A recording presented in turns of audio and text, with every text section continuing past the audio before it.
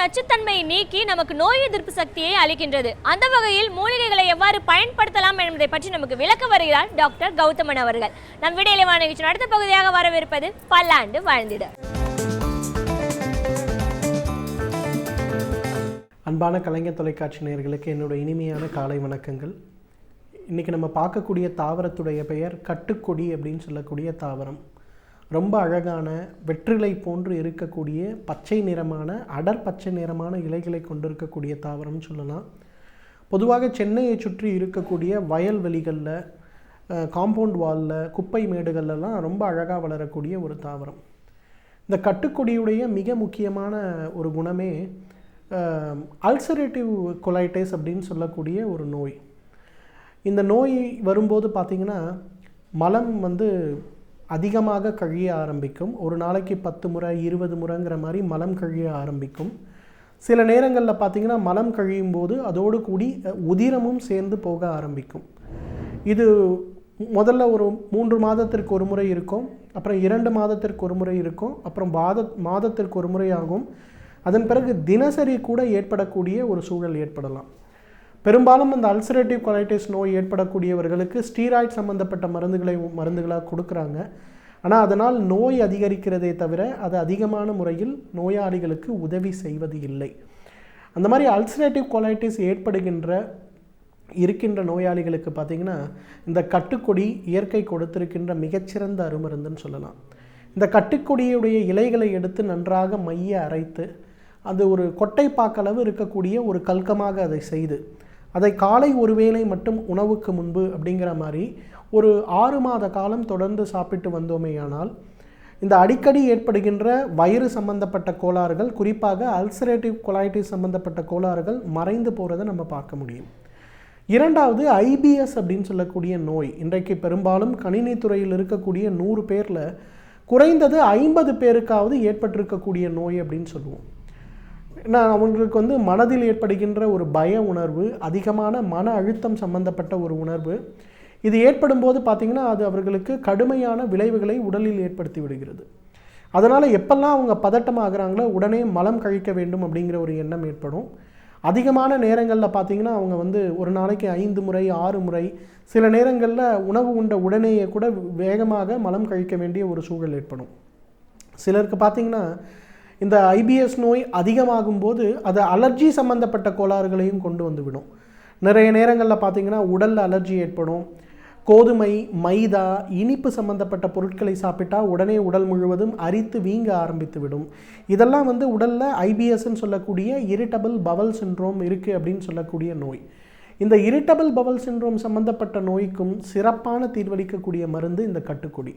கட்டுக்கொடியிலிருந்து எடுக்கக்கூடிய கல்கத்தை ஒரு 3 கிராம் அளவுக்கு எடுத்து ஒரு 200 மில்லி மோரில் கலந்து காலை ஒரு முறை உணவுக்கு முன்பு, இரவு ஒரு முறை உணவுக்கு முன்பு அப்படிங்கிற மாதிரி தொடர்ந்து சாப்பிட ஆரம்பித்தாலே ஒரு 3 மாத காலத்திலேயே பார்த்திங்கன்னா இந்த ஐபிஎஸ் நோய் முழுமையாக உடலை விட்டு வெளியேறுவதை பார்க்கலாம்.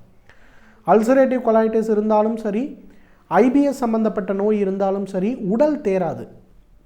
3 வேளையும் சத்துள்ள காய்கறிகளையும் அசைவ உணவுகளையும் சாப்பிடுபவர்களுக்கு கூட மாதம் முடிந்த பிறகு உடல் எடை எவ்வாறு இருக்கிறதுன்னு பார்த்தா குறைந்திருக்குமே தவிர அதிகமாக இருக்காது. அந்த பிரச்சனையையும் நன்றாக நீக்குவதற்கு சிறந்த மருந்து என்ன? இந்த கட்டுக்கொடி தான். அதே போல் இந்த கட்டுக்கொடிக்கு இருக்கின்ற இன்னொரு சிறப்பு குணம் என்னென்னா, பெண்களுக்கு மாதவிலக்கு முடிகின்ற காலத்தில், மெனோபாஸ் காலத்தில் ஏற்படுகின்ற அதிகப்படியான உதிரப்போக்கை நீக்குவதற்கு மிகச்சிறந்த மருந்து இந்த கட்டுக்கொடி. கட்டுக்கொடியிலிருந்து எடுக்கக்கூடிய கல்கத்தை சிறிதளவு வாழைப்பழத்துடன் பிசைந்து அல்லது அந்த சாறை நேரடியாக வாழைப்பழத்துடன் கலந்து காலை ஒரு வேளை உணவுக்கு முன்பு அப்படிங்கிற மாதிரி ஒரு மாத காலம் தொடர்ந்து சாப்பிட்டாலே பெரும்பாடுன்னு சொல்லுவோம். ஒரு நாளைக்கு பெண்கள் 3லிருந்து 5 பேட் உபயோகப்படுத்தக்கூடிய அளவுக்கு அதிகமான உதிரப்போக்கு இருப்பது கூட மறைந்து போகிறத நம்ம பார்க்கலாம். அதே போல் நிறைய ஆண்களுக்கு பார்த்திங்கன்னா வெள்ளைப்படுதல் இருக்கும். சிறுநீர் கழிக்கும் போது கழித்த பின்போ முன்போ வெண்மை நிறமான ஒரு திரவம் உடலை விட்டு வெளியேறுவதை நம்ம பார்க்கலாம். தயிர் போல வெண்மையாக இருக்கும். அந்த மாதிரி இருப்பவர்களுக்கு கூட கட்டுக்கொடியிலிருந்து எடுக்கக்கூடிய சாறு ஒரு 10 மில்லி அளவுக்கு எடுத்து அதில் ஒரு 100 மில்லி அளவுக்கு பால் கலந்து காலை ஒரு முறை உணவுக்கு முன்பு, இரவு ஒரு முறை உணவுக்கு முன்புங்கிற மாதிரி தொடர்ந்து சாப்பிட்டாலே அவர்களுக்கு ஏற்படுகின்ற அந்த வெள்ளைப்படுதல் சம்பந்தப்பட்ட கோளாறுகள் மாறும். நிறைய பெண்கள் பார்த்திங்கன்னா இன்றைக்கு இயற்கையான முறையில் அவர்களுடைய மாதவிலக்கு ஏற்படாமல் மருந்துகளை உட்கொண்டு மாதவிலக்குகளை ஏற்படுத்துகின்ற ஒரு மருந்துகளை உட்கொண்டு இருக்கிறார்கள். இதை சாப்பிடுவதால் பார்த்திங்கன்னா அவர்களுடைய உடல் எடை அதிகரிக்கும், அவர்களுடைய முகத்தில் நிறைய முடி வளர ஆரம்பிப்பதை நம்ம பார்க்கலாம், அவர்களுடைய மனச்சோர்வு அதிகரிக்கும், அவர்களுடைய ஆக்கப்பூர்வமான சிந்தனை குறையும், இந்த மாதிரி நிறைய பிரச்சனைகள் ஏற்படுவதை பார்க்கலாம்.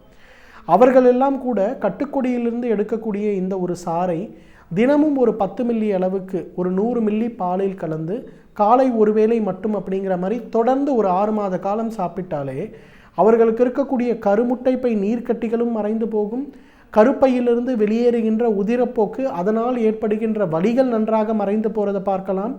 அதே போல் அவர்களுக்கு கருப்பையில் சக்தி உண்டாவதை நம்ம பார்க்க முடியும். நிறைய பெண்களுக்கு பார்த்திங்கன்னா மாதவிலக்கு ஏற்படும் போது கடுமையான வலியினால் அவதிப்படுகின்ற பெண் குழந்தைகள் நிறைய பேர் இருக்காங்க. அவர்களுக்கெல்லாம் கட்டுக்கொடி ஒரு மிகச்சிறந்த மருந்து. கட்டுக்கொடியிலிருந்து எடுக்கக்கூடிய சூரணத்தை ஒரு தேக்கரண்டி காலை ஒருவேளை அல்லது காலை இரவு உணவுக்கு முன்பு அப்படிங்கிற மாதிரி சாப்பிட ஆரம்பித்தாலே அவர்களுடைய கருப்பையுடைய ஆரோக்கியம் அதிகரிக்கும். அதே போல் அவர்களுடைய உடலில் இருக்கக்கூடிய இரத்த சிவப்பணுக்களுடைய தன்மை அதிகரிக்கும். அந்த மாதிரி அதிகரிக்கிறதுனால பார்த்திங்கன்னா அவர்களுக்கு மாதவிலக்கு காலங்களில் கூட வழக்கமாக அவர்கள் கல்லூரிக்கு செல்வதோ பரீட்சை எழுதுவதோ வேலை செய்வதோ எந்த விதமான சிரமமும் இல்லாமல் முழுமையாக சரியாவதை பார்க்கலாம். அந்த அளவுக்கு சிறப்பான தீர்வளிக்கக்கூடிய ஒரு மருந்து இந்த கட்டுக்கொடி. அதே போல் இந்த கட்டுக்கொடியோட இன்னொரு குணம் என்னென்னா, முட்டுகளில் ஏற்படுகின்ற காயங்கள், தசைகளில் ஏற்படுகின்ற இரத்த காயங்களுக்கு இது ஒரு மிகச்சிறந்த மருந்து. கிராமங்கள்லாம் பார்த்திங்கன்னா இன்றைக்கும் ஏதோ ஒரு இடத்துல கீழே விழுந்து விட்டார்களே ஆனால் இந்த கட்டுக்கொடியுடைய இலைகளை எடுத்து நன்றாக நெருப்பில் அதை வாட்டி ஒரு பச்சை நிறமாக இருக்கிறது கொஞ்சம் வெந்து ஒரு மஞ்சள் நிறமாக மாறும்போது வலி இருக்கக்கூடிய இடங்களில் அதை வைத்து நன்றாக கட்டி விடுவார்கள். ஒரு 3 மணி நேரம் 4 மணி நேரம் இந்த மாதிரி கட்டி வைத்தாலே அதன் பிறகு பார்த்திங்கன்னா அந்த இடத்தில் இருக்கக்கூடிய வலி, வீக்கம் இது சம்பந்தப்பட்ட பிரச்சனைகள் முழுமையாக மறைந்து போகிறத பார்க்கலாம். எனவே நேயர்களே, இந்த கட்டுக்கொடியை பொறுத்தவரையிலும் அல்சரேட்டிவ் கொலைட்டிஸ் சம்பந்தப்பட்ட நோய்களுக்கும், ஐபிஎஸ்ன்னு சொல்லக்கூடிய இரிட்டபிள் பவல் சிண்ட்ரோம் சம்பந்தப்பட்ட நோய்களுக்கும், மாதவிலக்கு காலங்களில் ஏற்படுகின்ற அதிகமான உதிரப்போக்கு சம்பந்தப்பட்ட பிரச்சனைகளுக்கும், ஆண்களுக்கு ஏற்படுகின்ற வெள்ளைப்படுதல் சம்பந்தப்பட்ட பிரச்சனைகளுக்கும், மிக குறிப்பாக கருமுட்டைப்பை நீர்க்கட்டிகளுக்கு இயற்கை கொடுத்திருக்கின்ற ஒரு மிகச்சிறந்த அருமருந்து. தகுந்த மருத்துவ ஆலோசனையின் பேரில் சரியான முறைப்படி நாம் உபயோகப்படுத்தினோமையானால் நம்மாலும் பல்லாண்டு காலம் ஆரோக்கியமாக வாழ்ந்திட முடியும். சமூகத்தில் நடக்கும் பிரச்சனைகளை கண்டு நமக்கு என்னவென்று விலகிவிடாமல் அதில் நம்முடைய பங்களிப்பை எவ்வாறு வழங்கலாம் என்பதை பற்றி நமக்கு விளக்க வருகிறார் மனுஷபுத்திரன் அவர்கள். நம் விடியலை வானகிஷன் அடுத்த பகுதியாக வரவிருப்பது தீதும் நன்றும்.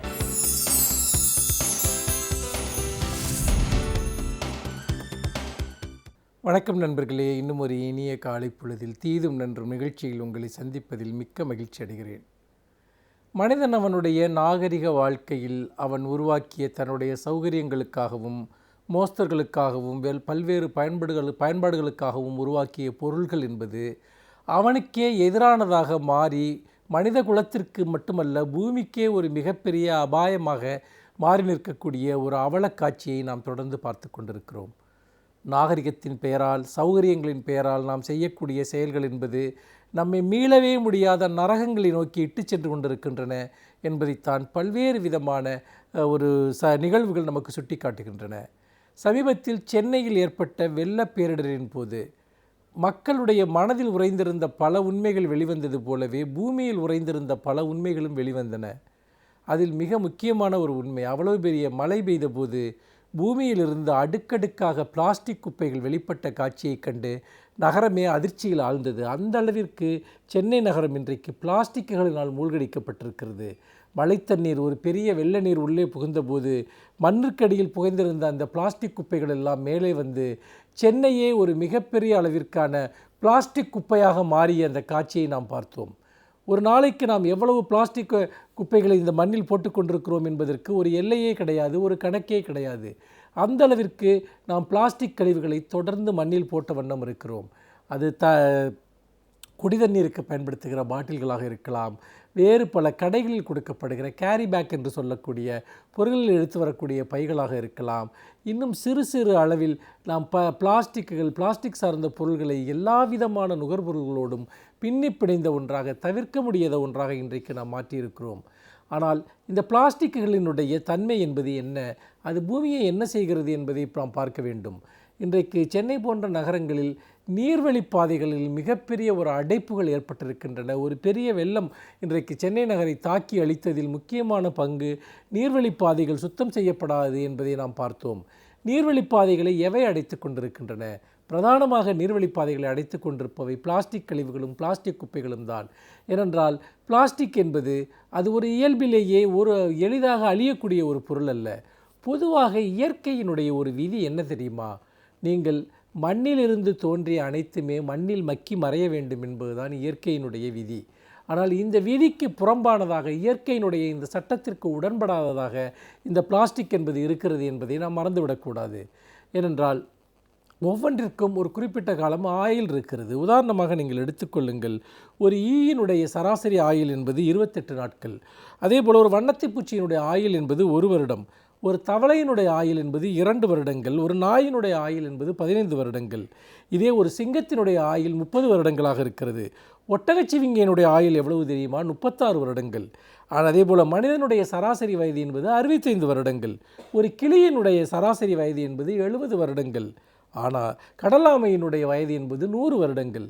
ஆனால் ஒரு பிளாஸ்டிக் என்பது, நீங்கள் பூமியில் ஒரு தண்ணீரை குடித்துவிட்டு போடுகிறீர்களே ஒரு பாட்டில், அந்த பாட்டிலினுடைய சராசரி ஆயுள் எவ்வளவு தெரியுமா? அது இந்த மண்ணில் மக்கி மறைய வேண்டும் என்றால் அதற்கு 450 ஆண்டுகள் தேவை. 450 ஆண்டுகள் தேவை. 450 ஆண்டுகளில் பல தலைமுறைகள் போய் பல விஷயங்கள் கடந்து உலகமே முற்றாக மாறிவிடுகிறது. ஆனால் நாம் இந்த மண்ணில் போட்ட பிளாஸ்டிக் என்பது மறைவதற்கு 500 ஆண்டுகள் ஆகும் என்று சொன்னால், நாம் மண்ணில் போடுகிற எல்லா பிளாஸ்டிக்குகளுமே நாம் சிறு சிறு அளவில் உருவாக்கி வைக்கிற சிறிய அணுகுண்டுகள் என்பதை நாம் மறந்துவிடக்கூடாது. அந்த அளவிற்கு மிக மோசமான அளவில் இந்த பிளாஸ்டிக் கழிவுகள் என்பது இன்றைக்கு நம்மை சூழ்ந்து கொண்டிருக்கிறது.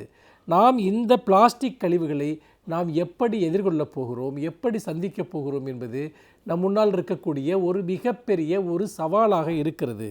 ஏனென்று கேட்டால், இந்த பிளாஸ்டிக் என்பது நீங்கள் ஒரு பெட்ரோலிலிருந்தும் இன்னும் பல இயற்கை வளங்களிலிருந்தும் ஒரு தொடர்ந்து பெரிய அளவில் உருவாக்கப்படுகிறது. அப்படி உருவாக்கப்பட்ட பல்வேறு வசீகரமான வண்ணங்களில், வசீகரமான ஒரு தோற்றங்களில், பல்வேறு விதமான கையாள்வதற்கு சுலபமாக செய்யப்படுகிற இந்த பிளாஸ்டிக் பொருள்கள் என்பது ஒரு விதத்தில் மனிதர்களால் கையாளவே முடியாத ஒரு மிகப்பெரிய தீமையாக மாறிக்கொண்டிருக்கிறது. அவற்றை மறுசுழற்சி செய்வது கடினம். மறுசுழற்சி செய்தால் கூட அதன் மூலமாக ஏற்படக்கூடிய சுற்றுச்சூழல் மாசுபாடுகள் என்பது மிக மிக கடினமான ஒன்று. இந்த சூழ்நிலையில் தான் இன்றைக்கு பிளாஸ்டிக்களினுடைய உபயோகத்தை குறைப்பது என்பது இந்த பூமியை காப்பாற்றுவதற்கான ஒரு மிகப்பெரிய ஒரு சவாலாக இருக்கிறது. சென்னை நகரத்தை நீங்கள் எடுத்துக்கொண்டால் இந்த கழிவுகளை, பிளாஸ்டிக் கழிவுகளை கொட்டி வைக்கக்கூடிய இடங்கள் மலை போல குவிந்திருக்கின்றன. அந்த கழிவுகளை என்ன செய்வது என்றே தெரியவில்லை. இந்த சூழ்நிலையில் தான் உலகம் முழுக்க இன்றைக்கு பிளாஸ்டிக்குகளுக்கு எதிரான ஒரு மிகப்பெரிய விழிப்புணர்வு இயக்கம் தொடங்கப்பட்டிருக்கிறது. ஏனென்றால் பிளாஸ்டிக் பொருள்கள் தண்ணீரிலிருந்து அடித்து கொண்டு போய் கடலில் கலப்பதன் மூலமாக கடல்வாழ் உயிரினங்கள் அழிகின்றன. கானகங்களுக்கு செல்லக்கூடியவர்கள் பிளாஸ்டிக் பொருள்களை அங்கே எரிந்து விட்டு வருவதனால் அவற்றை உண்ணக்கூடிய, தங்களுடைய சாப்பாட்டோடு சேர்ந்து உண்ணக்கூடிய காட்டு விலங்குகள் உயிரிழக்கக்கூடிய ஒரு மிகப்பெரிய ஒரு அவலம், ஒரு அபாயத்தையும் நாம் தொடர்ந்து பார்த்து கொண்டிருக்கிறோம். அது மட்டுமல்லாமல் மனிதர்களுடைய உடலுக்கு பல்வேறு விதமான தீங்குகளை விளைவிக்கக்கூடிய, புற்றுநோயை ஏற்படுத்தக்கூடிய ரசாயனங்கள் எல்லாம் இந்த பிளாஸ்டிக் பொருள்களில் இருக்கின்றன என்று மருத்துவர்கள் தொடர்ந்து சுட்டி காட்டுகிறார்கள். இந்த சூழ்நிலையில் தான் இந்த பிளாஸ்டிக் கலாச்சாரம் எப்படி வந்தது என்பதை பார்க்க வேண்டும். பொதுவாக பொருள்களை வாங்குவதில் தான் பெருமளவு இந்த பிளாஸ்டிக் கலாச்சாரம் பயன்படுத்தப்படுகிறது. 1990கள் வரைக்கும் கூட இந்த பிளாஸ்டிக் கலாச்சாரம் என்பது இவ்வளவு பெரிய ஒரு மிகப்பெரிய அளவிற்கான அரக்கனாக மாறியதாக நாம் சொல்ல முடியாது. அந்த அளவிற்கு நாம் பிளாஸ்டிக்குகளை நாம் வெகு சமீபகாலமாகத்தான் பயன்படுத்த ஆரம்பித்திருக்கிறோம். குறிப்பாக கடந்த ஒரு 20 வருடங்களில் தான் இது ஒரு மிகப்பெரிய அலையாக இங்கே மாறி இருக்கிறது. நம்முடைய பன்னாட்டு நுகர்வு கலாச்சாரம் சார்ந்த மதிப்பீடுகளின் காரணமாக நாம் ஒரு பையை எடுத்துக்கொண்டு போய் ஒரு பொருளை வாங்குவது என்பது இன்றைக்கு கௌரவ குறைச்சலாக பலரும் நினைக்கிறார்கள்.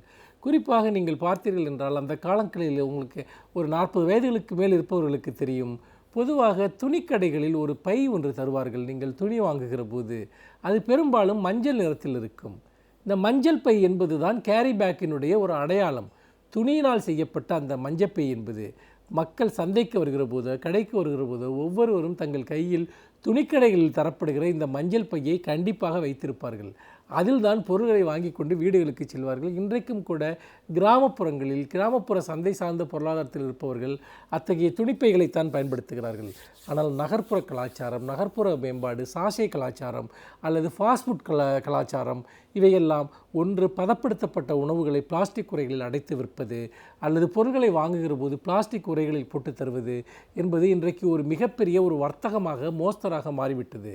இப்படி வாங்கப்படுகிற பல பைகள் என்பது திரும்ப பூமியில் தூக்கி எறியப்படுகிற போது ஒரு பிரம்மாண்டமான டன் கணக்கான பிளாஸ்டிக் குப்பைகள் ஒவ்வொரு நாளும் பூமியில் விழுந்து கொண்டே இருக்கின்றன. இதற்கு எதிரான இயக்கம் என்பது இன்றைக்கு உலகத்தின் பல நாடுகளில் நடந்து கொண்டிருக்கிறது. நாங்கள் பிளாஸ்டிக் கவர்களில் பொருட்களை வாங்க மாட்டோம் என்கிற ஒரு பிரச்சாரம் என்பது இன்றைக்கு பெரிய அளவிற்கு முடுக்கிவிடப்படுகிறது. அதோடு மட்டுமல்ல, காகித உரைகளை மட்டும்தான் பயன்படுத்த வேண்டும் என்கிற ஒரு இயக்கம் கூட இன்றைக்கு உலகம் முழுக்க நடந்து கொண்டிருக்கிறது. பொருட்களை போட்டுத் தருவதற்கு துணிப்பைகளையோ காகித பைகளை மட்டுமே தான் பயன்படுத்த வேண்டும் என்பதை ஒரு கோட்பாடாக இன்றைக்கு உலக மக்கள் பின்பற்றி வருகிற ஒரு சூழ்நிலையில் பிளாஸ்டிக்கிற்கு எதிரான ஒரு மிகப்பெரிய யுத்தத்தை நாம் தொடங்கினால்தான் மனிதகுலத்தை காப்பாற்ற முடியும் என்று சொல்லி மீண்டும் இன்னும் ஒரு புதிய சிந்தனையோடு உங்களை சந்திக்கிறேன். நன்றி, வணக்கம். பல்வேறு துறைகளை சார்ந்த பிரபலங்கள் அவர்களுடைய அனுபவங்களை நம்முடன் பகிர்ந்து கொள்ளும் போது அது நமக்கு சிறந்த தூண்டுகளாக அமைகின்றது. அந்த வகையில் இன்றைய சிறப்பு விருந்தினர் யார் என்பதை பற்றியும் அவர்கள் என்ன செய்திகளை நம்முடன் பகிர்ந்து கொள்ளப் போகிறார் என்பதையும் பார்க்கலாம். நம் விடியலை நிகழ்ச்சியின் அடுத்த பகுதியாக வரவிருப்பது சிறப்பு விருந்தினர் பகுதி.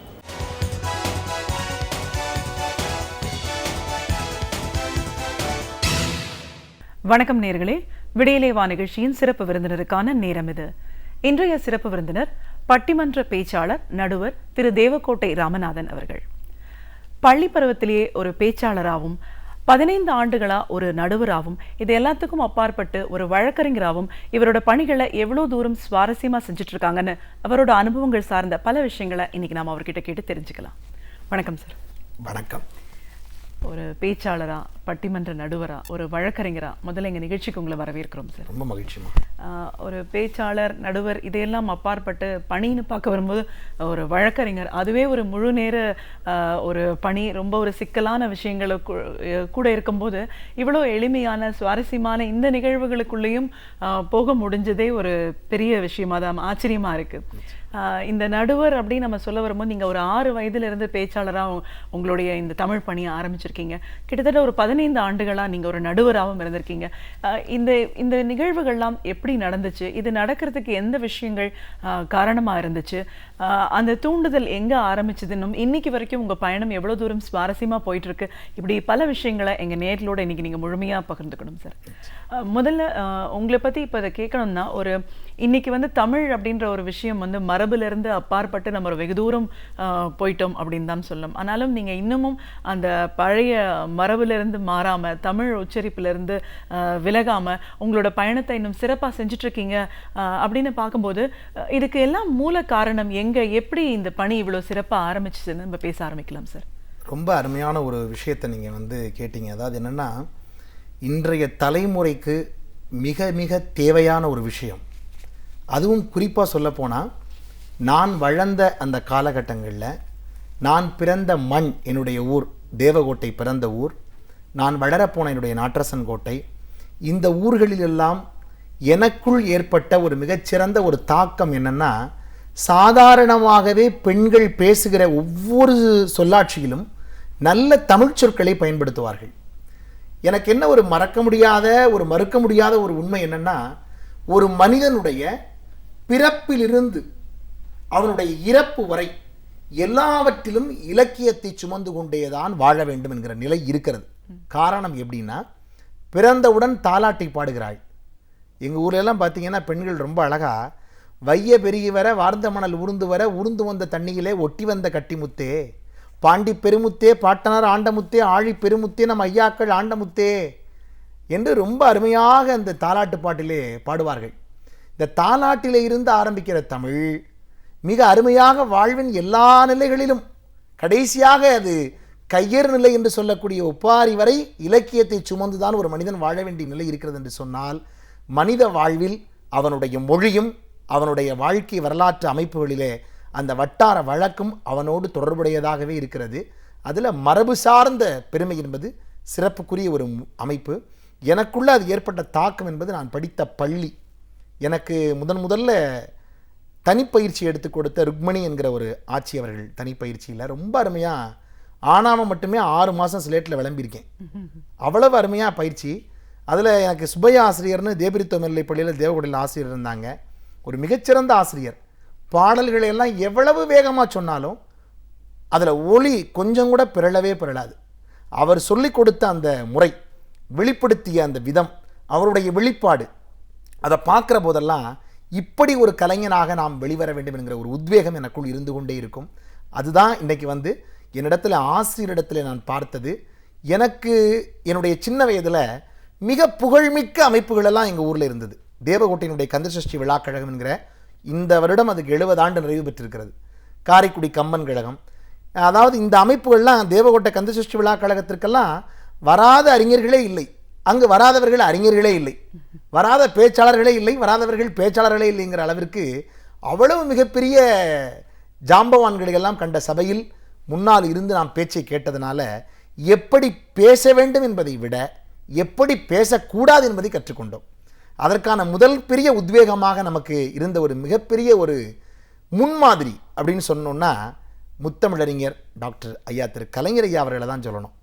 ஏன் அப்படின்னா, நான் பள்ளிக்கூடத்தில் படிக்கிற காலத்திலேயே இன்னமும் சொல்கிறேன், நிறைய பிள்ளைங்களுக்கு ஒரு மிகப்பெரிய லட்சியம் பள்ளிக்கூடத்தில் படிக்கும்போது என்ன ஏற்படும்னா, முரசொலி அறக்கட்டளை நடத்துகிற பாவேந்தர் பாரதிதாசன் ஒப்புவித்தல் போட்டியில் ஒருத்தர் பங்கெடுத்து அதில் பரிசு மட்டும் பெற்றுட்டார்னா அவர் நிச்சயமாக ஜொலிக்கும் நட்சத்திரமாக தான் இருப்பார். அதில் மாற்றமே இல்லை.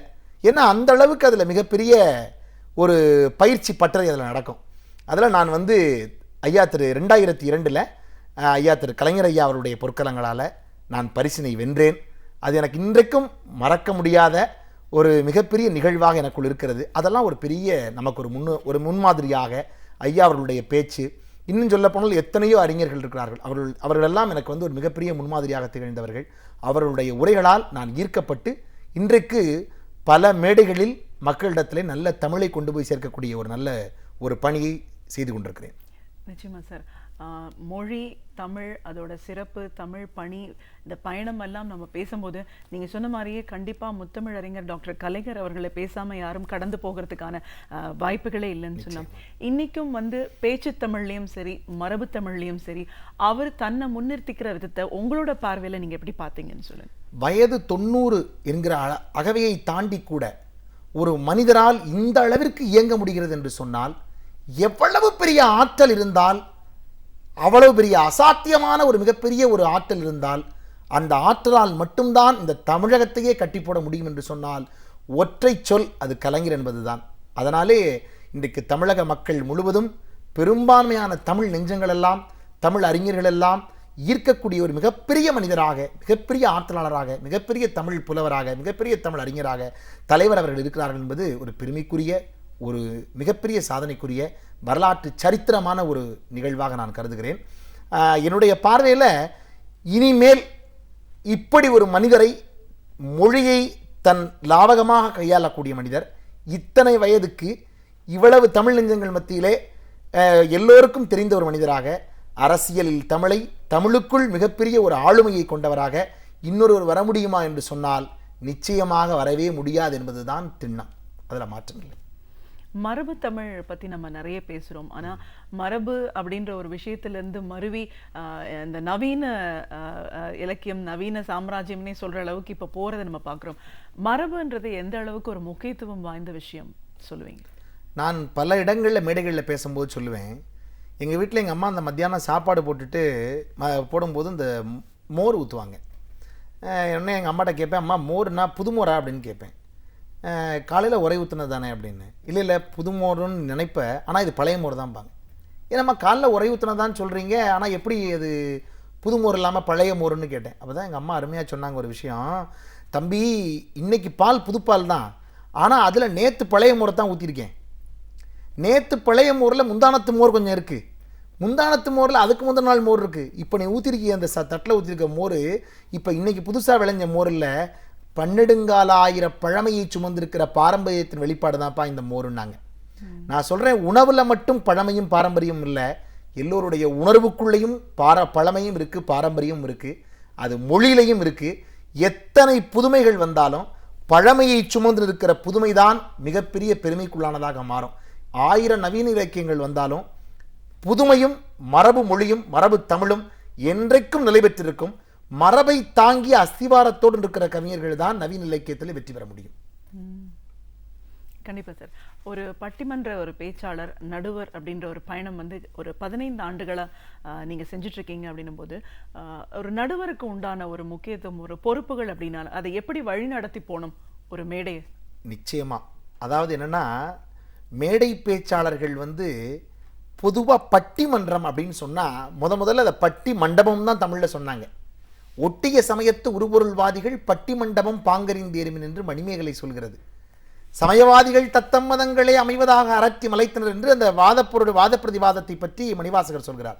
இப்படியாக ஒரு வாத பிரதிவாதங்கள் காலங்காலமாக தமிழ் இலக்கியத்திலும் தமிழ் மரபிலையும் இருந்திருக்கிறது. இந்த பட்டி மண்டபம் அப்படிங்கிறத அன்றைய காலகட்டத்தில் இருந்த பட்டி மண்டபங்கள்லாம் உண்மையிலேயே அந்த மேடையில் ஒருவர் பேசுகிறவருக்கு நேர் எதிர்கருத்தை சொல்வதாகத்தான் அன்றைய பட்டிமண்டபங்கள் எல்லாம் இருந்தது. இன்றைய காலகட்டத்தில் எப்படி இருக்குன்னா, அவர்கள் தயார் செய்து கொண்டு வருவதை நாம் கேட்க வேண்டும், அவ்வளோதான். 2 பேரும் தயார் பண்ணிட்டு வந்துடுவாங்க, அதை கேட்கணும் நம்ம.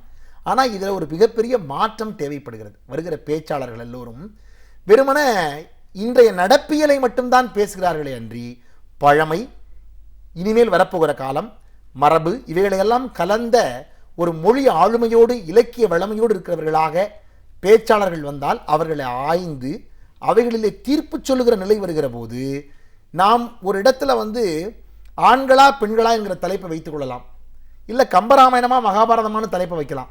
ஆனால் இந்த இடத்துல எப்போவுமே ஒரே தீர்ப்பு தாங்கிறது கிடையாது. இப்போ மதுரையில் ஒரு பட்டிமன்றத்தை போட்டிருப்போம், அங்கே கம்பராமாயணம் சொல்லியிருப்போம், அடுத்த ஊரில் பார்த்தீங்கன்னா மகாபாரதம்னு சொல்லியிருப்போம். என்ன காரணம்னா, எப்போவுமே தீர்ப்பு எங்கேருந்து வருதுன்னு சொன்னாங்க ரொம்ப அருமையாக. எந்த ஒரு நீதிமன்றங்கள் எல்லாம் எதை போய் பார்க்கணும்னா மக்களின் மனசாட்சியை தான் பார்க்கணும். மக்களின் மனசாட்சியை போய் பார்க்குற நீதிமன்றங்கள் தான் மிகச்சிறந்த நீதிமன்றங்கள்.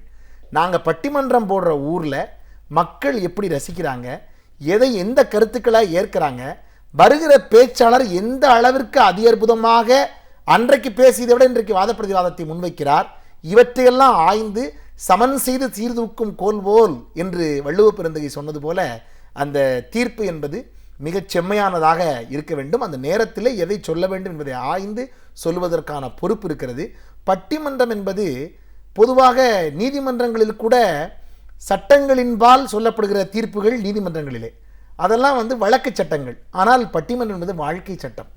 வாழ்க்கைக்கு தேவையான விஷயங்களை, குடும்பத்திற்குள் வாழ வேண்டிய முறைமைப்புகளை சொல்லக்கூடிய விஷயங்களும் இலக்கியத்தில் இருக்கக்கூடிய நல்ல செய்திகள் நுணுக்கங்களோடு கொண்டு வந்து தருவதுமாக பட்டிமன்றங்களுடைய மலர்ச்சி இருக்க வேண்டும். அதை ஆய்ந்து நடுவருடைய பொறுப்பில் இருவரும் ஏற்றுக்கொள்கிற விதத்தில், 2 அணியும் ஏற்றுக்கொள்கிற விதத்தில், இதையும் தாண்டி மக்களும் ஏற்றுக்கொள்கிற விதத்தில் நம்முடைய தீர்ப்பை வெளிப்படுத்த வேண்டும். அதுதான் மிகச்சிறந்த தீர்ப்பாக இருக்கும். அதாவது சுவாரஸ்யமான ஒரு வழக்கு கூட அந்த காலத்தில் ஒன்று உண்டு நீதிமன்றத்தில். என்னன்னு கேட்டிங்கன்னா, இந்த காரைக்குடி பக்கத்தில் பூனா சிறுவைகள்னு ஒரு ஊர் ஒன்று உண்டு. அந்த ஊரில் 2 கோயில், ஒன்று அம்மன் கோயில் ஒன்று உண்டு, சிவன் கோயில் ஒன்று உண்டு. அந்த ஊரில் இருந்தவங்களுக்கெல்லாம் ஒரு பெரிய பிரச்சனை என்ன ஆயிடுச்சுன்னா, இந்த ஊரில் அம்மன் கோயில் முதல்ல வந்ததா இல்லை சிவன் கோயில் முதல்ல வந்ததா அப்படின்னு பிரச்சனை. நீதிமன்றத்துக்கு வழக்கு போயிடுச்சு. நகரத்தார் பெருமக்கள்லாம் அம்மன் கோயில் தான் முன்னாடிங்கிறாங்க, சிவன் கோயில் தான் முன்னாடிங்கிறாங்க, நாட்டார்கள்லாம் அம்மன் கோயில் தான் முன்னாடிங்கிறாங்க. 2 பேரும் போய் வழக்கு நீதிமன்றத்தில், நீதிபதி வந்து இந்த ஊர்லேயே வயசில் பெரியவர் யார், அவரை கூப்பிடுங்க, அவர்கிட்ட நம்ம தீர்ப்பை கேட்போம், அவர்கிட்ட வந்து நம்ம கருத்துக்களை கேட்போம், அவர் தீர்ப்பு சொல்கிறதுக்கு தோதா எதை சொல்கிறாருங்கிறத நம்ம முடிவு பண்ணுவோம்னு சாட்சிக்காக அவரை கூப்பிட்டாங்க. காந்தி சுப்பிரமணியம் ஐயான்னு ஒருத்தர் பெரியவங்க போய் சாட்சி சொல்ல போனார், வயதில் ரொம்ப பெரியவர். நீதிபதி கூப்பிட்டவர்கிட்ட கேட்டார், ஐயா இந்த ஊரில் சிவன் கோயில் முன்னாடியா இல்லை அம்மன் கோயில் முன்னாடியானார். அதுக்கு அவர் ரொம்ப யதார்த்தமாக சொன்னாராம், காரைக்குடியிலேருந்து வந்தால் சிவன் கோயில் முன்னாடி, குன்றக்குடியிலேருந்து வந்தால் அம்மன் கோயில் முன்னாடினாராம். உன்னை நீதிபதி கேட்டாராம், நான் அதை கேட்கல, எது காலத்தால் முந்தினாராம். அதுக்கு இவர் சொன்னாராம், 2மே என் காலத்துக்கு முந்தினாராம், அவருடைய காலத்துக்கு முந்தி அப்படிங்கிறத ரொம்ப அழகாக சொன்னாருன்னு சொல்லுவாங்க. ஒரு நீதிமன்றத்தின் முன்பு நாம் எதை வெளிப்படுத்துகிறோம் என்கிற முறையமைப்பு இருக்கிறது. அதை நீதிபதி எப்படி ஆய்வதற்கான கருத்துக்களை சொல்ல வேண்டும் என்கிற நிலைப்பாடும் இருக்கிறது. அதனால் பேச்சாளர்கள் பேச வேண்டிய முறையும் நீதிபதி ஆய்வதற்கான கருத்துக்களவும் இருக்கிற போது அது சிறப்பாக இருக்கும். இன்னொன்று, இந்த மக்களை சந்திக்கிற போது ஒரு தீர்ப்புக்காக நாம் மேற்கோள் காட்ட வேண்டிய இலக்கியங்கள் 1000 இருக்கிறது தமிழில். எப்போவுமே நவீன இலக்கியங்களை சொல்லி ஒன்றை ஆணித்தரமாக சொல்லிவிடுவதற்கான வாய்ப்புகள் ரொம்ப குறைவு. அதற்கு மூல இலக்கியத்தில் என்ன சொல்லியிருக்காங்கன்னு தான் நம்ம பார்க்குற மாதிரி இருக்கும். அப்போ நிறைய இலக்கியங்கள் ஒரு முறை வந்து காசு பணமா கடவுள் அருளா என்று தலைப்பு. மனிதன் பெரிதும் இறைவனிடம் வேண்ட வேண்டியது காசு பணமா கடவுள் அருளா என்கிற தலைப்பில் நான் ஒரு ஒரு ஒரு இலக்கியத்திலேருந்து ஒரு பாடல் ஒன்று சொன்னேன். அந்த பாடலை சொல்கிறதே ரொம்ப கடினமான ஒரு விஷயம் கூட. என்ன பாட்டுன்னா, அதாவது பட்டினத்தார் அவர்கள் எழுதிய பாடல், ரொம்ப அருமையான பாட்டு. அதாவது என்ன சொல்கிறாருன்னா, ஒரு மனிதனுடைய உடலில் என்னென்னலாம் அவன் பிறந்ததிலிருந்து கடைசியில் போகிற வரை ஏற்படுங்கிறத உலக இலக்கிய வரலாற்றிலேயே முதல்ல ஒரு புலவர் ஒரு பாட்டில் எழுதுனதுங்கிறது இந்த பாட்டு தான் அப்படின்னு நான் சொல்லலை, அமெரிக்க மொழியியல் வல்லுநர்களே சொல்லியிருக்கிறாங்க இந்த பாட்டை. இன்றைக்கும் திருவெற்றியூரில் தோட்டியான்கள் இந்த பாட்டை சொல்ல தெரியாமல் சிதையூட்டும் போது சொல்லிட்டு இருக்காங்களாம். அப்போ இது எவ்வளோ மகிமையான பாட்டுன்னு பாருங்கள். உடற்கூற்று வண்ணம்னு பேர் அந்த பாட்டுக்கு. அந்த பாட்டை மனிதன் பிறந்ததுலேருந்து கடைசி போகிற வரையும் அத்தனையும் அதில் வந்துடும்.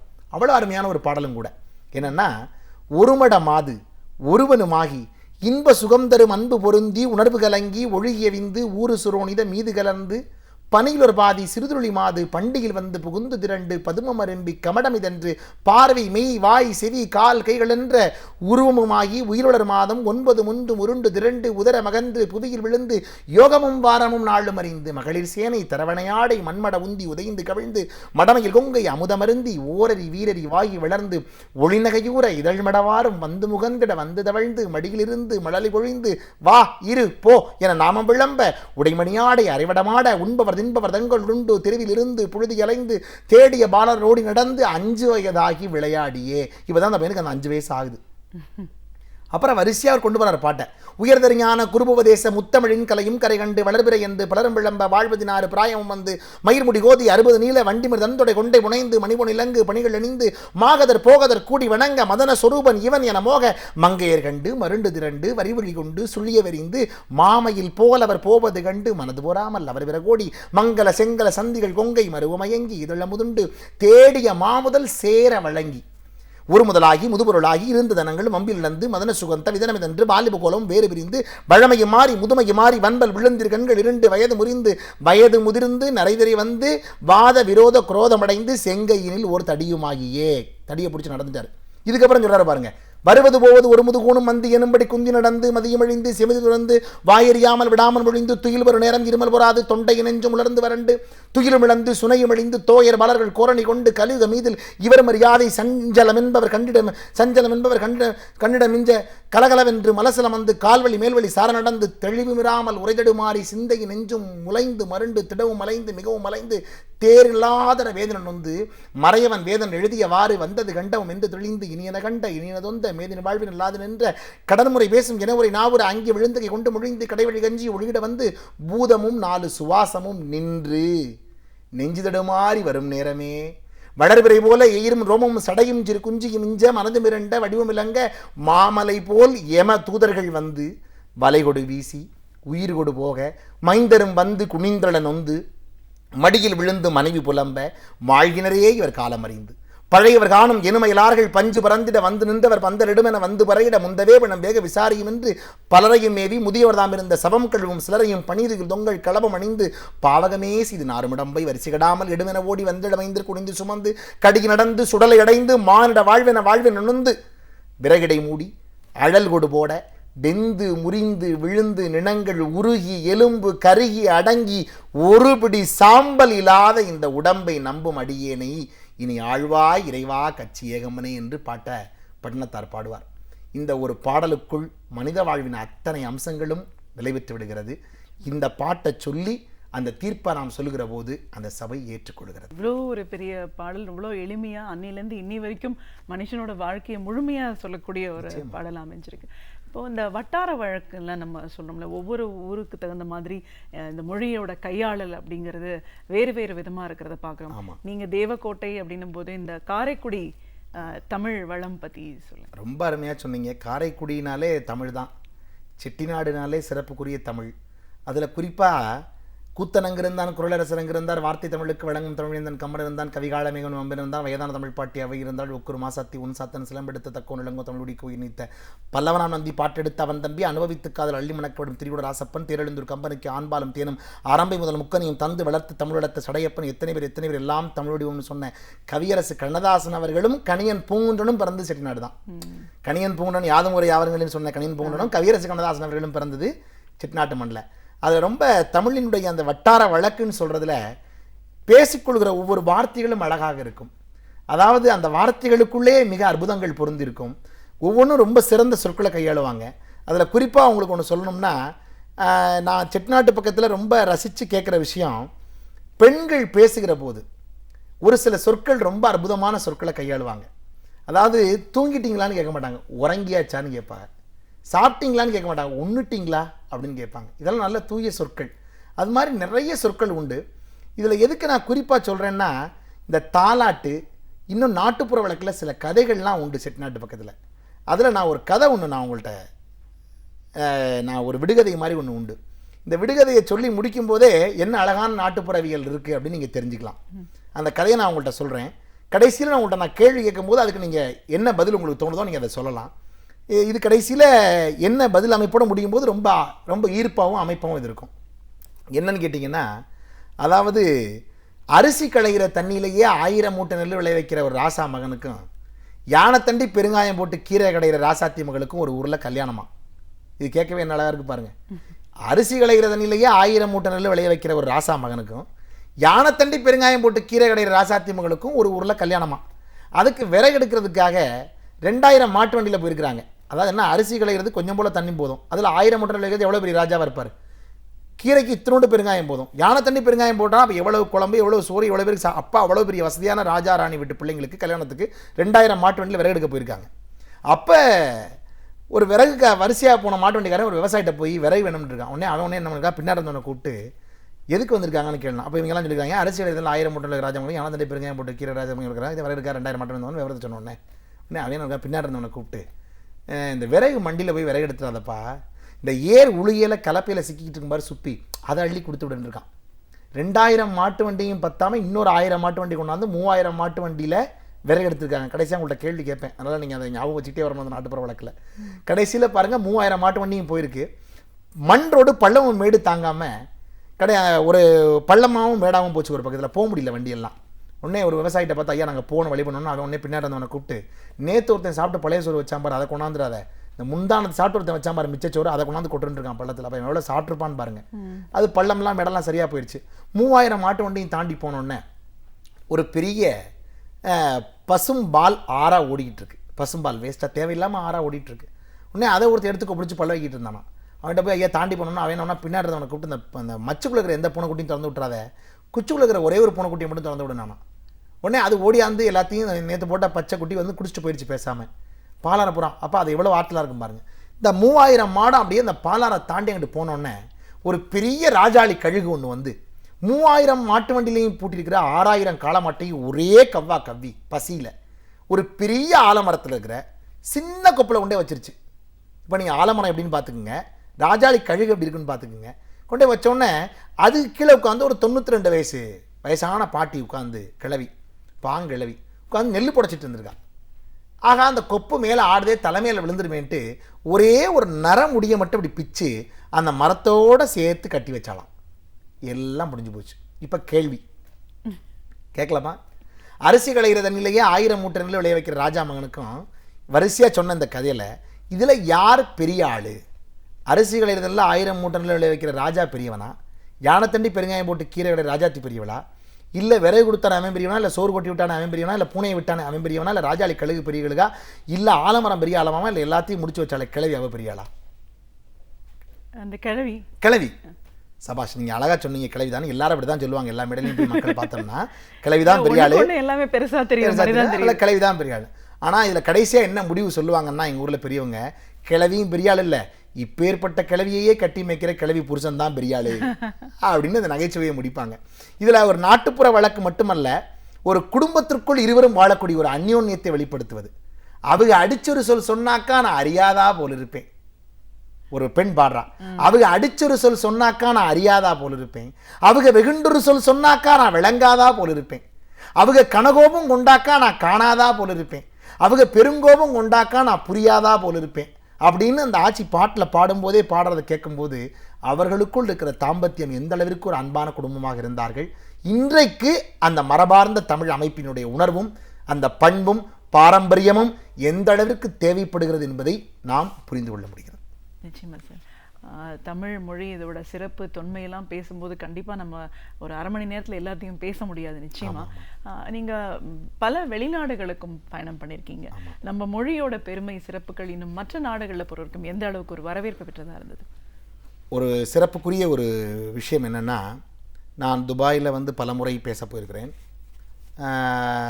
அங்கே பல ஐஎன்கேங்கிற அமைப்புகள்லாம் நான் தொடர்ச்சியாக பேசிக்கிட்டு இருக்கிறேன்.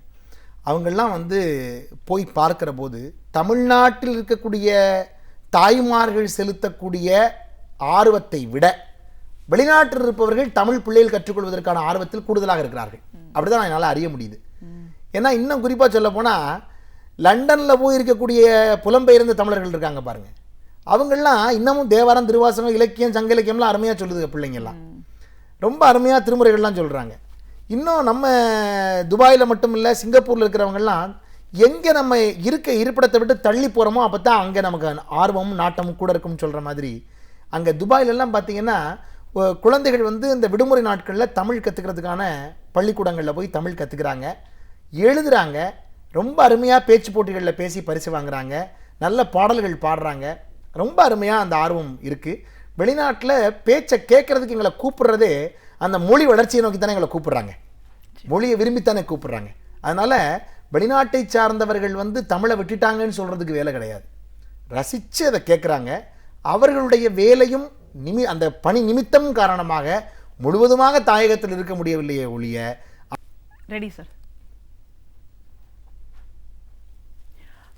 ஒரு பட்டிமன்ற பேச்சாளரா, பட்டிமன்ற நடுவரா, பேச்சு அப்படிங்கிறது ஒரு பள்ளி நாட்கள் ஒரு 6 வயதிலிருந்து இந்த பயணம் தொடங்கி இன்னைக்கு வரைக்கும் ரொம்ப சுவாரஸ்யமாக அதை கொண்டு போயிட்டுருக்கீங்க. நடுவர்கள் அப்படின்னு சொல்லும்போது ஒரு 4ஆம் நிலையில் உங்களோட இடத்த தக்க வச்சுட்டு இன்னைக்கு வரைக்கும் அந்த பயணத்தை சிறப்பாக கொண்டு போயிட்டுருக்கீங்க. தமிழ் மொழி எவ்வளோ ஒரு இனிமையான மொழி. அந்த மொழியை கையாளணும் அப்படின்னும் போது அதோட உச்சரிப்பும் இந்த மரபையும் நம்ம தெரிஞ்சுக்க வேண்டிய அவசியம் எவ்வளோ தூரம் முக்கியத்துவம் வாய்ந்ததாக இருக்குது. இதோட சிறப்புகள்னு பார்க்கும்போது மற்ற நாடுகளுக்கு போகும்போது அங்கே இருக்கிறவங்க நம்ம மொழி மேலே எந்த அளவுக்கு ஒரு பற்றுதலோட இருக்காங்க. இன்னும் இந்த பயணத்தை நீங்க ஒரு வழக்கறிஞராகவும் சரி, ஒரு பட்டிமன்ற பேச்சாளரா, நடுவராகவும் இந்த பயணத்தை எவ்வளவு தூரம் சுவாரஸ்யமா கொண்டு போயிட்டு இருக்கீங்கன்னு உங்களோட அனுபவங்கள் சார்ந்த பல விஷயங்களை எங்களோட நீங்க முழுமையா பகிர்ந்துட்டதுக்கு நன்றி. ரொம்ப நன்றிங்க. சமூகத்தில் நடக்கும் பல்வேறு தகவல்களை அழகு தமிழில் நம் சிந்தனைக்கு உரமூட்ட வருகிறார் பேராசிரியர் சுபவீரபாண்டியன் அவர்கள். நம் விடியலிவா நிகழ்ச்சியின் அடுத்த பகுதியாக வரவிருப்பது ஒன்றே சொல் நன்றே சொல்.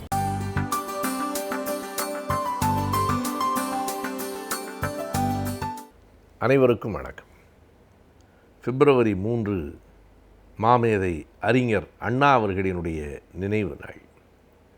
அறிஞர் அண்ணாவைப் போல ஆழ்ந்த படிப்பாளி, அதே நேரம் மிக எளிமையான வாழ்க்கையை கொண்டவர் என்று மிகச் சிலரை மட்டும்தான் வரலாற்றில் நாம் குறிப்பிட்டு சொல்ல முடியும்.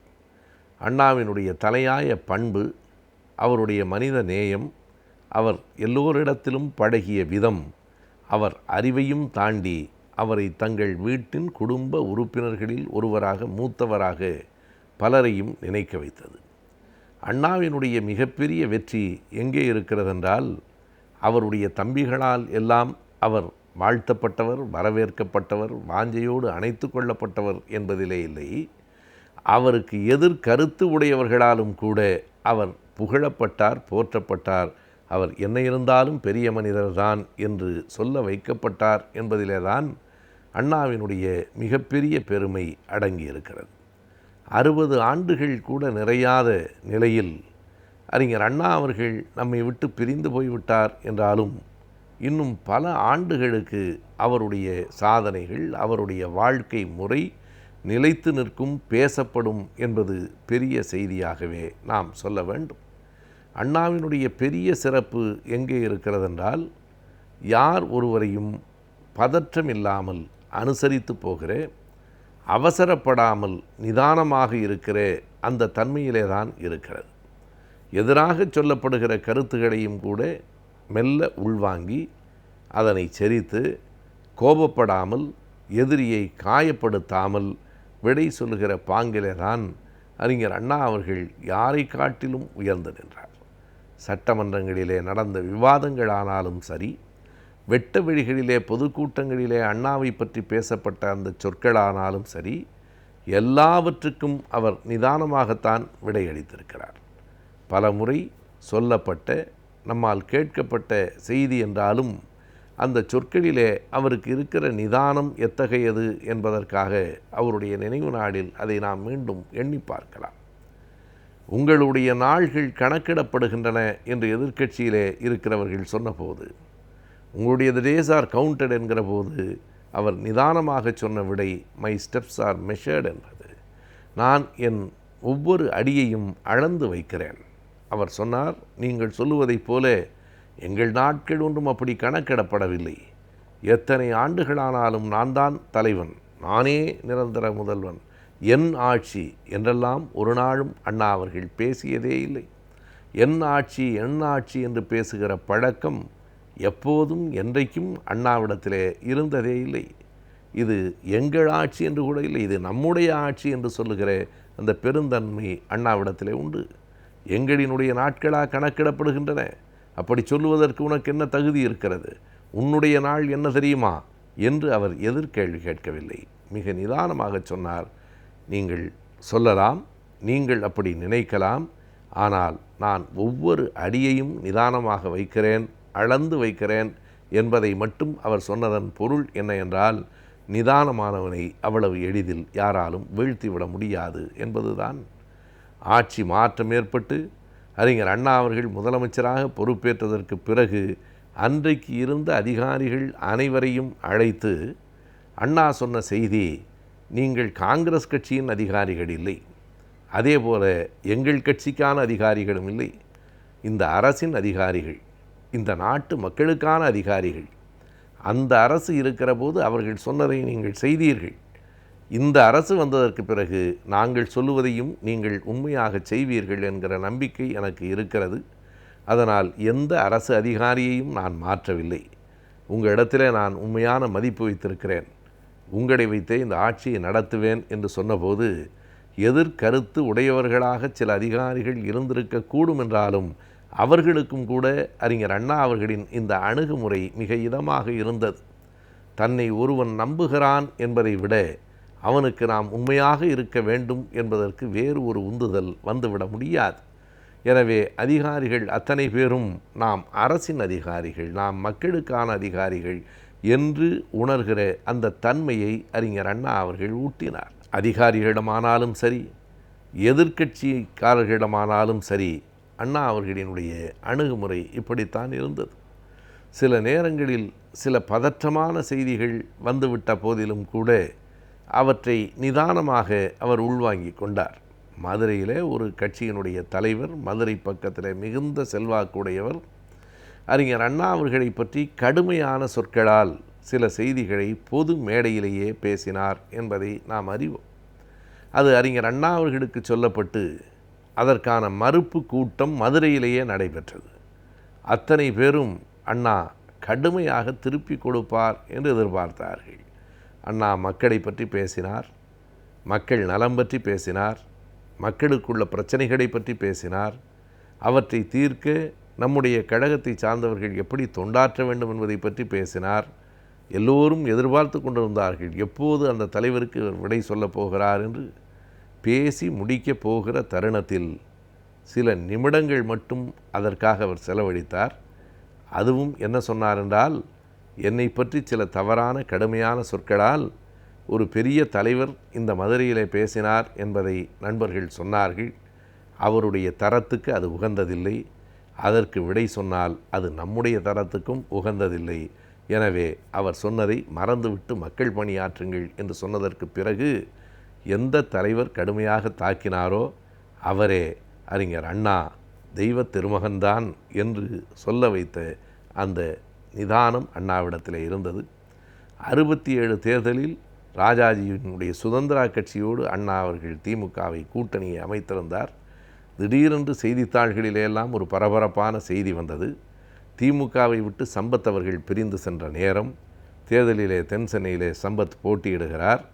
ராஜாஜி இடத்திலே தென் சென்னையில் உங்கள் ஆதரவு யாருக்கென்று கேட்டால் சம்பத்துக்குத்தான் என்று ராஜாஜி சொல்ல, எல்லா பத்திரிகைகளும் பரபரப்பாக எழுதின, இந்த கூட்டணியில் இருக்கிறார், சம்பத்துக்கு ஆதரவு என்கிறார் என்று. அண்ணாவிடத்தில் கேட்டார்கள். அவசரப்படவில்லை, படபடவென்று எந்த விடையும் சொல்லவில்லை. நான் உண்மை என்ன என்று அறிந்து பிறகு சொல்லுகிறேன் என்றார். உண்மை பிறகு அறியப்பட்டது. ராஜாஜி அவர்கள் சம்பத்துக்கு ஆதரவு என்று சொல்லவில்லை, சமதுக்கு ஆதரவு என்று தான் சொல்லியிருக்கிறார். அப்துல் சமது வேட்பாளர் சமதுக்கு ஆதரவு என்று சொல்லியிருக்கிறார். பத்திரிகைகள் தவறாக சம்பத்துக்கென்று போட்டுவிட்டன. உண்மை தெரிந்ததற்கு பிறகு எல்லோருக்கும் புரிந்தது. அண்ணா அவசரப்பட்டு ஒரு சொல் கூட சொல்லவில்லை. இன்றைக்கு அண்ணாவின் பெயரால் கட்சி வைத்திருக்கிறவர்கள் யாரோ ஒரு நடராஜ் சொன்னதற்கு இன்னொரு நடராஜை அல்லவா கட்சியை விட்டு விலக்குகிறார்கள். அண்ணாவிடமிருந்து கற்றுக்கொள்வதற்கு அவர்களுக்கு மட்டுமில்லை, நமக்கும் நாட்டு மக்களுக்கும் ஏராளமான செய்திகள் இருக்கின்றன. நம் வாழும் சூழலை அழகாக பாதுகாத்து கொண்டால்தான் நம் வாழ்வும் பிரகாசமாக அமையும். அந்த வகையில் நம் சுற்றுச்சூழலை எவ்வாறு பாதுகாக்கலாம் என்பதை பற்றி நமக்கு விளக்க வருகிறார் டாக்டர் வின்சென்ட் அவர்கள். நம் விடையிலேவா நிகழ்ச்சி நிறைவு பகுதியாக வரவிருப்பது சுற்றுச்சூழல்.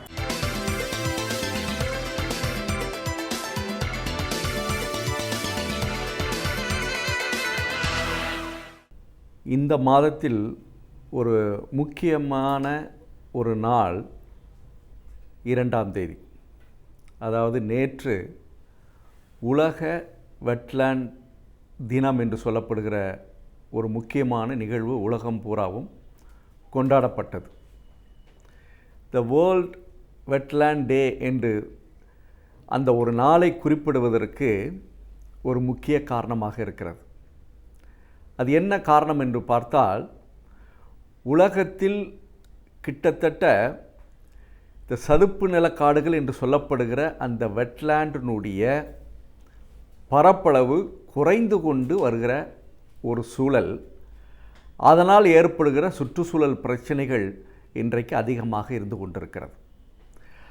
கிட்டத்தட்ட 64 விழுக்காடு இந்த காடுகளின், இந்த சதுப்பு நில காடுகள் அழிந்து வந்து கொண்டிருக்கிறது. நம்மிடம் இருப்பது இன்னும் ஒரு 30லிருந்து 34% என்று இன்றைக்கு கணக்கிடப்பட்டிருக்கிறது.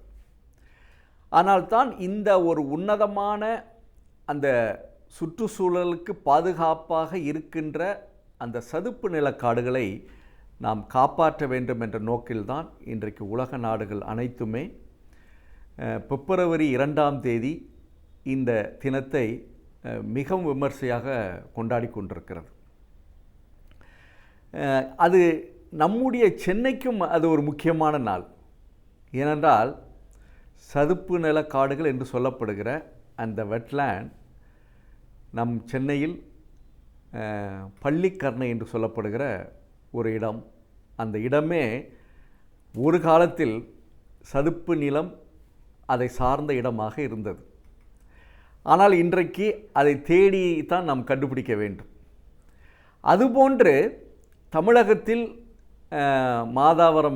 மாதாவரம் என்று சொல்லப்படுகிற இடம், மணலி என்று சொல்லப்படுகிற இடம், அதே மாதிரி பழவேற்காடு என்று சொல்லப்படுகிற இந்த இடங்களெல்லாம் இதை போன்ற ஒரு இடம்தான். இந்த வெட்லேண்ட் என்று சொல்லப்படுகிற ஒரு இடம். பொதுவாக நகரத்தில் இந்த இடத்தினுடைய தன்மை மிகவும் சிறப்பு வாய்ந்தது.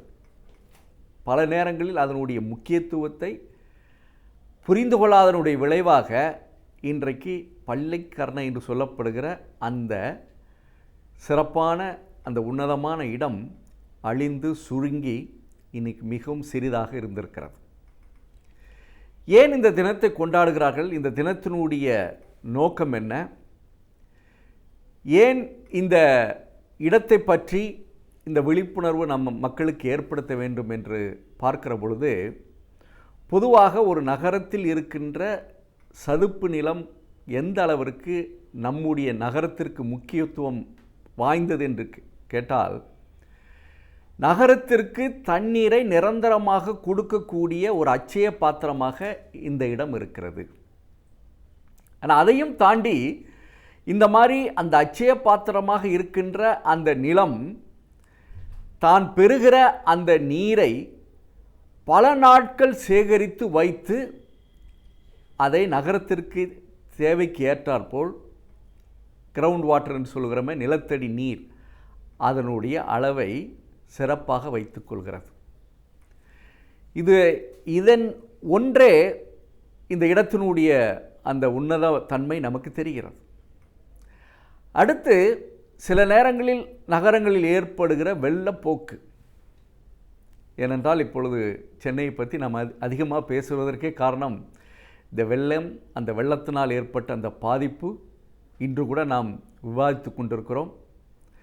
அவ்வாறு விவாதித்து கொண்டிருக்கிற அதே நேரத்தில் இந்த மாதிரி ஒரு சதுப்பு நிலம் இருக்கிற பொழுது அந்த மாதிரி வெள்ளங்களை தாங்கிக் கொள்ளுகிற ஒரு தன்மை அதுக்கு இருக்கிறது. ஆனால் நம்ம நடந்த விஷயம் என்னவென்று கேட்டால் அதனுடைய பரப்பளவு குறைந்து விட்டதனுடைய காரணமாக அதனுடைய பயனை நாம் பெற்றுக்கொள்ளவில்லை. அடுத்து இந்த மாதிரி ஒரு நிலம் ஒரு நகரத்திற்கு எந்த அளவிற்கு பயன்படுகிறது என்றால், ஒரு மழையிலிருந்து வருகிற அந்த தண்ணீரை பெற்றுக்கொண்டு ஆவியாதல் மூலம் அதை மேலே அனுப்பி நமக்கு மழை பெறுவதற்கு ஒரு வாய்ப்பை உருவாக்கி கொண்டிருக்கிறது. அடுத்து அந்த எங்கு தண்ணி இல்லை என்றாலும் கூட அங்கே தண்ணியினுடைய அளவு எப்பொழுதுமே இருந்து கொண்டிருக்கிறது. அதோட நகரத்தினுடைய தேவைக்கும் அதை சுற்றியுள்ள பகுதிக்கு வேண்கிற அனைத்து வகையான தண்ணீர் தேவையை வழங்கி கொண்டிருக்கிறது என்பதோடு இல்லாமல் நகரத்தின் புறப்பகுதியில் இருக்கிற விவசாயத்திற்கு தண்ணீரை வழங்கக்கூடிய அட்சய பாத்திரமாக இருக்கிறது. அதோடு நகரத்தில் உள்ள மக்கள் அந்த மாதிரி ஒரு அருமையான இடத்திற்கு சென்று தங்களுடைய நேரங்களை செலவழித்துக் கொள்வதோடு இல்லாமல் அங்கே அதிகமாக இருக்கிற பறவைகள், மீன்கள் இதையெல்லாம் பார்த்து மகிழ்வதற்கும் இந்த இடம் அதிகமாக இருக்கிறது. ஆனால் நமக்குள்ள மனவேதனை என்னவென்று கேட்டால், அந்த இடத்தினுடைய தன்மையை புரிந்து கொள்ளாமலே அதனுடைய பயன்பாட்டையே நாம் தெரிந்து கொள்ளாமல் புரிந்து கொள்ளாமல் அந்த பகுதியை நாம் அழித்து விட்டிருக்கிறோம் என்று பார்க்கிற பொழுது, இன்றைக்கு இந்த தினத்தை கொண்டாடுகிற இந்த சூழ்நிலையில் கிட்டத்தட்ட உலகம் பூராவும் இத்தகைய சூழல் இருப்பது என்பது ஒரு புரிந்து கொள்ள முடியாத புதிராக இருக்கிறது. ஆனால் தான் இன்றைக்கு கூட இந்த சதுப்பு நிலங்களை காப்பாற்ற வேண்டும் என்ற அடிப்படையில் இந்த தினத்தை கொண்டாடி கொண்டிருக்கிறோம். அதே நேரத்தில் சென்னையை போன்ற நகரங்களோ அல்லது இன்னும் வரப்போகிற வளர்ச்சி பெறுகிற நகரங்களெல்லாம் இந்த மாதிரி ஒரு பகுதிகளை காப்பாற்ற வேண்டிய ஒரு காலகட்டத்திற்கு தள்ளப்பட்டிருக்கிறார்கள். ஆனால் தான் ஏதோ சதுப்பு நிலம், அதிலும் மனவேதனையமான ஒரு விஷயம் என்னவென்று கேட்டால், அதை ஆங்கிலத்தில் வேஸ்ட்லேண்டே என்று சொல்லியிருக்கிறார்கள். அது நமக்கு பயனில்லாத இடம் என்று சொல்லியிருக்கிறார்கள். ஒரு நகரத்திற்கு ஒரு மூலமாக இருக்கக்கூடிய அந்த ஒரு இடத்தவே ஒரு வெட்லேண்ட் என்பது ஒரு வேஸ்ட்லேண்ட் என்று சொல்கிற அளவிற்கு இன்றைக்கு நாம் புரிதல் வைத்திருக்கிறோம் என்று பார்க்கிற பொழுது, இன்னும் சுற்றுச்சூழலை பற்றி நமக்கு அதிகமாக அறிவு தேவைப்படுகிறது, விழிப்புணர்வு தேவைப்படுகிறது என்பதற்காகத்தான் இந்த கருத்தை நான் முன்வைக்க விரும்புகிறேன். ஆனால் ஒரு வெட்லேண்ட் என்று சொல்லப்படுகிற அந்த சதுப்பு நிலங்கள் நமக்கு அதிகமாக தேவையாக இருக்கிறது.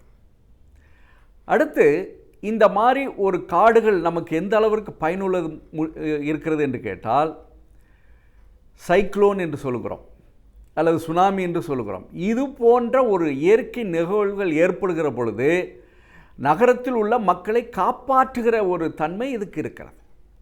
ஏன்னா இன்று கூட பல விஞ்ஞான உத்திகளை நாம் புகுத்தி கொண்டிருக்கிறோம். எப்படி சைக்ளோன் என்று சொல்லப்படுகிற அந்த சூழலிலிருந்தும் சுனாமி போன்ற இயற்கை சூழல்களிலிருந்து எப்படி மக்களை காப்பாற்றிக் கொள்ள வேண்டும் என்ற அடிப்படையில் பல விஞ்ஞான உத்திகளை நாம் உருவாக்கி கொண்டால் கூட, ஆனால் இயற்கையாக அமைந்திருக்கிற இத்தகைய வெட்லேண்ட் என்று சொல்லப்படுகிற அந்த சதுப்பு நில காடுகளை நாம் நம்முடைய நகரத்திலும் சரி அல்லது நாம் வாழ்கிற இடங்களில் இருந்து பாதுகாக்கிற பொழுது அது அந்த நகரத்தையே காப்பாற்றுகிற ஒரு வல்லமை அதுக்கு இருக்கிறது என்பதை நாம் தெரிந்து கொள்கிறோம். ஆனால் நாம் அதை அழித்து கொண்டு வருகிறதனுடைய காரணமாக அதனுடைய பயன்பாடுகள் இன்று கூட நமக்கு கிடைக்கவில்லை. ஏனென்றால் அதனுடைய பயன்பாடை விஞ்ஞானபூர்வமாக நாம் புரிந்து கொள்கிற பொழுது நிச்சயமாக இன்றைக்கும் நான் சொல்கிறேன், நகரங்கள் தண்ணீர் பஞ்சமற்று இருக்க வேண்டும் என்றால் மழையிலிருந்து பெறுகிற அந்த தண்ணீரை இந்த சதுப்பு நல காடுகள் அட்சய பாத்திரங்களாக ஏந்தி நமக்கு வழங்குகிற அந்த சூழலை உருவாக்குகிற பொழுது நிச்சயமாக நமக்கு அது பயன் தரக்கூடியதாக இருக்கும் என்று பார்க்கிற பொழுது இந்த தினத்தை கொண்டாடுகிற அதே நேரத்தில் நம்முடைய இந்த மாதிரி சதுப்பு நில காடுகளை பாதுகாக்கிற ஒரு முயற்சியில் அரசும் மக்களும் இணைந்து செயல்படுகிற பொழுது நிச்சயமாக இந்த மாதிரியான ஒரு உன்னதமான வசதி நம்முடைய நகரத்திற்கும் அதனுடைய மக்களுக்கும் கிடைக்கும். அதனால் நம்முடைய சுற்றுச்சூழலை, இதுபோன்ற சுற்றுச்சூழலை பாதுகாத்து அதை நிரந்தரமாக்கிக் கொள்வோம்.